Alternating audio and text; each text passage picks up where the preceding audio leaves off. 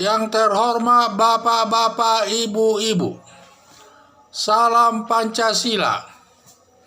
Bapak-bapak, Ibu-ibu yang melihat video saya ini, tolong jangan lupa subscribe, like, dan share.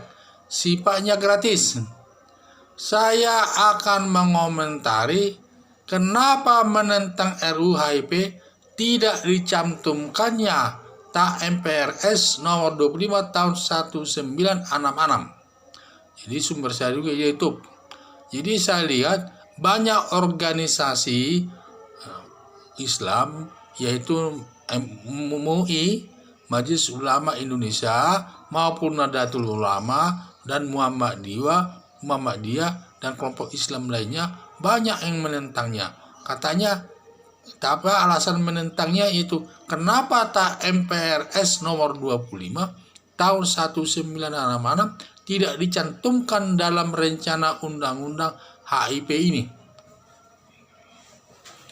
Karena ada dugaannya tidak dicantumkannya rencana undang-undang HIP ini adalah nanti akan menghidupkan PKI lagi. Itu alasan mereka, takut dikhawatirkan nanti akan pemerintah menggunakan itu untuk menghidupkan PKI lagi. Nah, inilah alasannya, sehingga mereka ketakutan, sehingga mereka menuntut supaya TAP MPRS nomor 25 tahun 1966 tentang pencabutan hak PKI sebagai partai terlarang harus dicantumkan dalam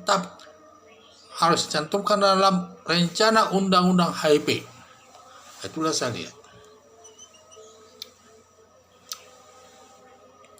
Ada dua alasan saya tidak sependapat dengan dicantumkannya TAP MPRS nomor 25 tahun 1966 dalam rencana undang-undang HIP. Jadi sekali lagi saya bilang, saya tidak sependapat bahwa TAP MPRS nomor 25 dicantumkan dalam rencana undang-undang HIP yang baru nanti. Saya tidak setuju. Kenapa? Ada dua alasan saya. Satu, berdasarkan hukum, TAP MPRS nomor 25 tahun 1966 ini sifatnya itu ketetapan MPR, sifatnya lebih tinggi daripada undang-undang. Tetapi dengan dicantumkannya TAP MPRE ini nomor 25 tahun 1966 ini dalam RUU HIP ini, berarti pemerintah menurunkan derajat daripada TAP MPR nomor 25 tahun 1966. Diturunkan derajatnya sehingga setingkatlah itu nanti dengan undang-undang. Padahal TAP MPR itu lebih tinggi statusnya daripada undang-undang. TAP MPR itu lebih tinggi di bawahnya undang-undang. Jadi saya lihat. Kedua, kalau dilihat nanti dari segi asas lex specialis derogat lex generali, yaitu ketentuan khusus mengenyampingkan ketentuan umum. Kalau melihat ini, ketentuan khusus di sini adalah rencana undang-undang rencana undang-undang HIP. Ini merupakan ketentuan khusus. Sedangkan ketentuan umumnya atau lex generalinya adalah TAP MPR nomor 25 tahun 1966. Berarti dengan demikian, lex spesialis ini akan mengenyampingkan. Jadi lex spesial ini jadi lex spesialis di sini adalah RUU HIP. Ini mengenyampingkan daripada lex general ketentuan umum, yaitu yang diatur dalam TAP MPR nomor 25 tahun 1966.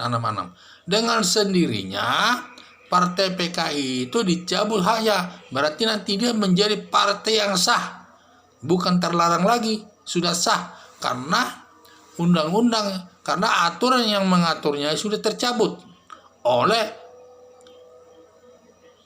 RUU HIP, sudah mencabutnya secara tidak langsung, sudah mencabut TAP MPR nomor 25 tahun 1966 ini, sehingga partai PKI itu menjadi partai sah sehingga nanti dia bisa beroperasional secara hukum pidana.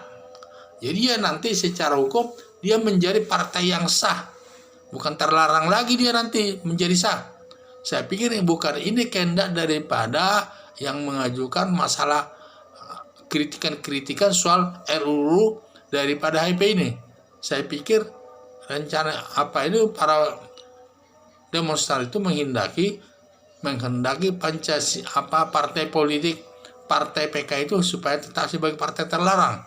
Kalau dia sebagai partai tetap sebagai partai terlarang, jangan mencantumkan TAP MPR nomor 25 tahun 1966 di dalam